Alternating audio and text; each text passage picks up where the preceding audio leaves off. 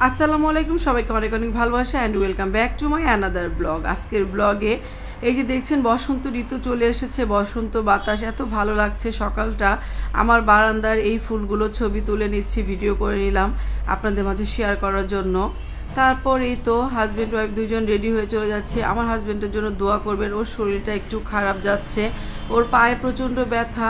আমারও শরীরটা যে খুব একটা ভালো তাই না, তারপরেও প্রিয় মানুষদের জন্য দোয়া চেয়ে নিচ্ছি। আর এই তো ওর সাথে যাচ্ছিলাম, ওর অনেক কাজ আছে পুরাতন ঢাকায়, যদিও ওর ছুটির দিন কিন্তু কাজ তো আর থেমে থাকে না। আরও আমারও কিছু টুকিটাকি কাজ ছিল, তাই আমি আমার পুরনো জায়গায় যাচ্ছি। এই হিজাবটা নিলাম, আর এই তো হিজাবটা নিলাম, আর এই তো এটা হচ্ছে নাজিমুদ্দিন রোডে ক্রিস্টাল প্লাজা, এই দোকানটা আপনারা ভিজিট করতে পারেন। আপনারা রোজা কালেকশনে এসে নাজিমুদ্দিন রোডে ক্রিস্টাল প্লাজা থেকে নিতে পারেন। আর আমি সবসময় এখান থেকে নেই, আমার যত হিজাব আছে নর্মালি, আমার টুকিটাকি যত কেনাকাটা আছে হিজাবের ক্লিপ ক্লিপ সব এখান থেকে নিয়ে যাই। এবং এখানে এসে আমার নাম বললে ওরা 10% ডিসকাউন্ট দিয়ে দিবে, বুঝছো স্বামী? যদি বলে রাহানা ব্লগ ভিডিও থেকে ওনার কাছ থেকে শুনে এসে নিচ্ছি, তো 10% ডিসকাউন্ট দিয়ে দিবা।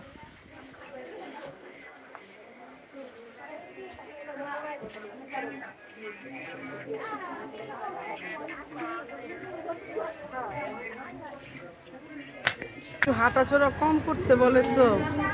আমাদের পুরাতন ঢাকার এই যে মসজিদ সাজানো হয়েছে,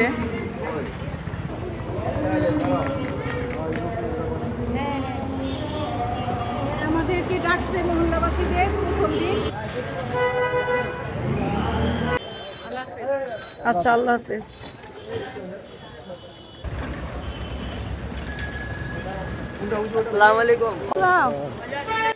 17 বছর বয়সে বিয়ে হয়ে আসছি এই জায়গাটা, আর এতগুলো বছর পার করেছি জীবনের তাগিদায় এবং জীবনের প্রয়োজনে চলে গিয়েছি ভাড়া বাসায়।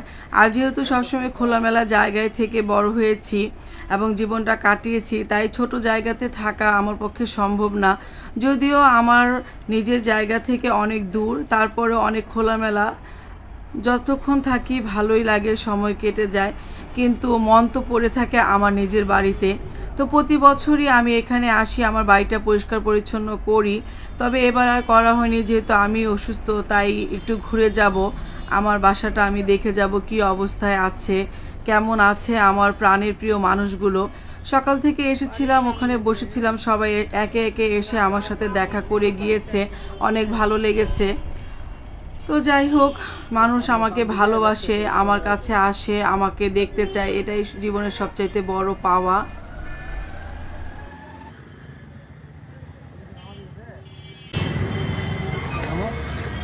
এটা হচ্ছে আমাদের নিচের দোকান, এখানে যে বেডশিট বিসমিল্লাহ বেডিং, তো এখানে আপনারা সব ধরনের কালেকশন পেয়ে যাবেন। হ্যাঁ বলেন কি কি পাবে? এখানে সবই পাবে। এটা হচ্ছে আমাদের বাসার নিচে। তো এর আগে আপনাদের ভিডিওতে অনেকবার দেখিয়েছি, কিন্তু এখন আবার দেখালাম অনেক নতুন নতুন। ভাইয়ের দোকান বলো বলো। বরিশাল বাড়ি, এইভাবে বলবা না, সুন্দর করে ভিডিওতে সবাই দেখবে। এটা ম্যাট্রিক্স পাবেন এখানে সবকিছু পাওয়া যাবে, অনেক সুন্দর সুন্দর সোফা, যাবতীয় জিনিস যা যা দরকার সবকিছু এখানে পাবেন। ঘরের জন্য ভালো ভালো পর্দা পাবেন, বেডশিট পাবেন। আচ্ছা, আমি এখান থেকে পর্দা নিচ্ছি, আপনাদেরকে দেখাবো। পুরাতন ঢাকায় আসলে আমার বাচ্চাদের এই দোকানের ফুচকা খেতে হবে। বংশালের এই দোকানের ফুচকাটা বাংলাদেশে আর কোনো জায়গার ফুচকার সাথে আপনি মিলাতে পারবেন না। যারা খেয়েছেন তারা জানেন এই ফুচকা যে এত মজা। প্রথম চাচা করতো, এখন চাচা ছেলে করে। তো আমরা গেলে দেখা যায় আমাদের খুব একটা লাইনে দাঁড়াতে হয় না, আর আজকে খুব একটা বেশি লাইনও ছিল না। পুরাতন ঢাকায় গেলে বুঝতে পারবেন যে আসলেই যে রমজান মাস আসতেছে এবং শবে বরাতের যে আমেজটা এটা একমাত্র পুরাতন ঢাকাতে গেলেই পাওয়া যায়। পুরাতন ঢাকার মসজিদগুলো নতুন বইয়ের মতো করে সাজানো হয় এবং খুব পবিত্রতার একটা কাজ করতে থাকে। তো তাই আমি যে ঘুরে আসলাম, যেহেতু ঘরেও অনেক কাজ, নামাজ কালাম করতে হবে। আর এই তো বসন্তের ছোঁয়া একটু হাতে লাগালাম, চুড়ি পরলাম। হাজব্যান্ডের শরীর ভালো না, তাই আমারও মনটা বেশি ভালো না। তো ফেরার পথে এই যে এই ভিডিওটা করলাম ব্রিজের উপরে। মানুষ বলে না মায়ার টানে নারীর টানে বাড়িতে যাওয়া, এই আর কি।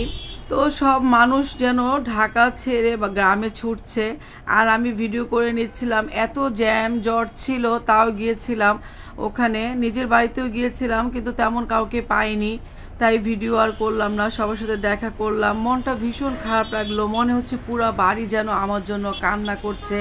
আর আমার ভাগ্নি নাহিদ আমাকে ধরে অনেক কান্না করলো, বলল মামি আপনি নাই, বাড়ির রৌনকই যেন চলে গেল। যাই হোক, তারপর এই তো রাতে এসে এগুলো করে নিচ্ছি, যেহেতু পরের দিন নামাজ কালাম পড়তে হবে। বুটের ডাল সিদ্ধ করে নিলাম, অনেকক্ষণ ভিজিয়ে রাখার পরে প্রেশার কুকারে বুটের ডালটা সিদ্ধ করে নিয়েছি। আগে কত কষ্ট করতাম এই বুটের ডাল করার জন্য, কাজের বুয়াদের হাতে পায়ে ধরতাম, তারপর নিজে তো বাটাবাটি করতে পারি না। অনেক ভালো একটা ব্লেন্ডার আমার বাবা আমাকে দিয়েছিল, ওটাও এখন কাজ খুব একটা ভালো করে না। যাই হোক, তারপর নিজে নিনজা টেকনিক চালু করলাম। এই তো সবাই এইভাবে করে নিতে পারেন। প্রেশার কুকারে 4-5টা সিটি দিয়ে নামিয়ে এইভাবে ডালঘুটনি দিয়ে ঘেটে তারপর হাতে একটু চটকিয়ে নিলেই হয়ে যাবে আপনার খুব ইজি প্রসেসিংয়ে বুটের ডাল বাটা। এই যে দেখেন আমার বুটের ডাল খুব সুন্দরভাবে হয়ে গেছে, তেমন একটা পানিও নেই। তারপরে যে গাজর গ্রেট করে নিয়েছি, এই গাজরটা আমার ছেলে মেয়ে দুজন মিলেই গ্রেট করেছে, আমাকে করতে হয়নি। গাজরের 2 রকমের হালুয়া করব অল্প অল্প করে। আর এই তো আরেকটু গাজর আমি সিদ্ধ করে ব্লেন্ড করে নিয়েছি। তারপর এই তো এখন আটা মথে নেব, যেহেতু চালের গুঁড়া নেই। বুয়াকে বলছিলাম একটু কাই করে দিতে, সে নাকি কাই করতে পারে না। আসলে এখনের কাজের বুয়ারা কিছুই করতে পারে না, ঠিক আছে। ওরা হলো নবাবজাদি বিবি সাহেব। এখন আমার ঘরে তো আমার করতে হবে, যেহেতু আমার হাজব্যান্ড আসতে, বাচ্চারা পছন্দ করে, আর মূলত আমি খুবই পছন্দ করি সবে বরাতে এগুলো করতে। তো সকাল থেকে করতেছি সব কিছু। গতকাল তো পুরাতন ঢাকায় গিয়েছিলাম, আর এটা করতে আমার খুব ভালো লাগে। সবে বরাতের দিন এগুলো করে আশেপাশের আত্মীয় স্বজন কিংবা পরিচিত কাউকে একটু দিতে পারা, প্লাস নিজের ঘরে একটু করে রাখলে পরের দিন রোজা রেখে ইফতারিতে খাওয়া, এগুলো আমার অনেক ভালো লাগে। এখানে আমার দুইটা জিনিস কাজ করে এগুলো করাতে। একটা হচ্ছে আত্মীয় স্বজনের মাঝে কিছুটা বিলি করা কিংবা পাড়া প্রতিবেশীকে দেওয়া, এতেও সোয়াব নেকি। তার পাশাপাশি একটা সুন্দর দিন অনুভব করা, যে বছরের একটা দিন আমি এইগুলো করলাম, সেই দিনটা আমার অনেক ভালো লাগে। এই আমার খুব ভালো লাগা কাজ করে, এর জন্যই করা। আর যেহেতু রাত্রে নামাজ পড়বো, ইবাদত বন্দি করব, এর জন্য চাচ্ছি যে আগে থেকে এগুলো করে টোরে রাখতে। যারা নিয়মিত আমার ব্লগ দেখেন তারা অবশ্যই আমার কণ্ঠ শুনে বুঝতে পারবেন যে আমার শারীরিকভাবে আমি একটু অসুস্থ, তারপরেও আমার এগুলো করতে ভালো লাগে। একা একা থাকি তো কি করবো, একা একা থেকে যদি এগুলো কাজ করি তাহলে মনও ভালো লাগে, শরীরটাও মনে হয় ভালো ভালো লাগছে। যাই হোক, আত্মীয় স্বজনদের মাঝে এগুলো হালুয়া বানিয়ে বিলি করব কিংবা পাড়া প্রতিবেশীদেরকে দিব, এগুলো করলে আমার খুব আনন্দ কাজ করে। কাউকে কিছু দিতে পারলে আমার অনেক ভালো লাগে। তারপরও ওরকম করে পারি না, সাধ্যের মধ্যে যতটুকু পারি ততটুকু করার চেষ্টা করি।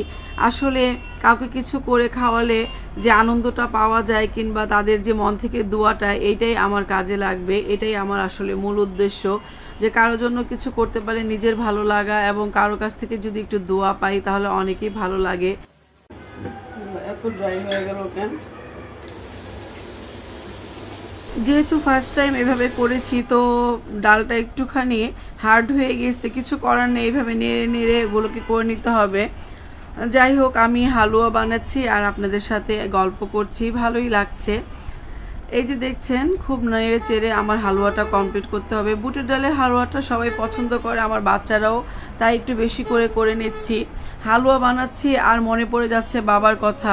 আমার বাবা এই হালুয়া অনেক পছন্দ করতো, তো এবার তো বাবা নাই, তো কিছুই করার নেই। যখন থেকে বাবা চলে গেছে, বাবার উদ্দেশ্যে কিছু গরিব মানুষকে খাওয়াই এবং আত্মীয় স্বজনকে দিতেও খুব ভালো লাগে। তো এই আর কি। তো ভাবছি যে যাদেরকে শবে মেরাজে কিছু দিতে পারিনি তাদের জন্য শবে বরাতে হালুয়াগুলো দিব। আসলে কারোর জন্য কিছু করতে পারলে আমার ভালো লাগে। যারা আমাকে চেনেন জানেন আমি খুবই সাদা মনের মানুষ, আমার মনের ভিতরে কিছুই থাকে না, আর কাউকে কখনো কষ্ট দিয়ে কিছু বলতে চাই না। কিন্তু কেউ যদি আমার কোনো বিষয়ে কষ্ট পেয়ে থাকেন তাদের কাছে আমি আন্তরিকভাবে অনেকই দুঃখিত, এবং অবশ্যই আমি কখনোই কাউকে মনে কষ্ট দিয়ে কথা বলতে চাই না। কিন্তু অনেক সময় জীবন চলার পথে মানুষের ব্যবহারের কারণেই আমি অনেক সময় অনেক কিছু বলে ফেলি, কারণ আমি মনের ভিতরে রেখে পুষে ওটা নিয়ে চলতে পছন্দ করি না। আমি যখন এটা তখন বলে নিজেকে ফ্রেশ করে ফেলি এবং তাদের ভিতরে যেন কিছু না থাকে সেটা করে ফেলি। তো এর জন্য আমি আন্তরিকভাবে অনেক দুঃখিত, কারণ এটা আমার হাজব্যান্ড পছন্দ করে না। তারপর সব কিছু যে সবার ইচ্ছে মতো করতে হবে তা না, আমার জীবন, আমার ইচ্ছে মতো তো অনেক কিছু করা লাগে। এই যে দেখছেন রুটিগুলো বানিয়েছি, বেশি একটা ভালো হয়নি, তারপরেও বানালাম, কারণ রুটি দিয়ে হালুয়া খেতে আমার খুব পছন্দ, বিশেষ করে চালের রুটি দিয়ে। আগে পুতুল আমার জন্য চালের রুটি বানিয়ে নিয়ে আসতো, এখন তো আমি অনেক দূরে চলে আসছি, তো ওর হয়তো বা বানিয়ে দেওয়া সম্ভব হয়নি। আর এই হালুয়াটা আমার মেয়ে বানিয়েছে, আর সবগুলো আমিই বানিয়েছি। রেশার হালুয়াটা ও বলল যে আম্মু আমি বানাবো, তো বললাম যে করো। আলহামদুলিল্লাহ, মাশাল্লাহ, আমার মেয়ে নিজে থেকে অনেক কিছু করতে চায়। ও আসলে এই গুণটা ওর ফুপিদের কাছ থেকে পেয়েছে।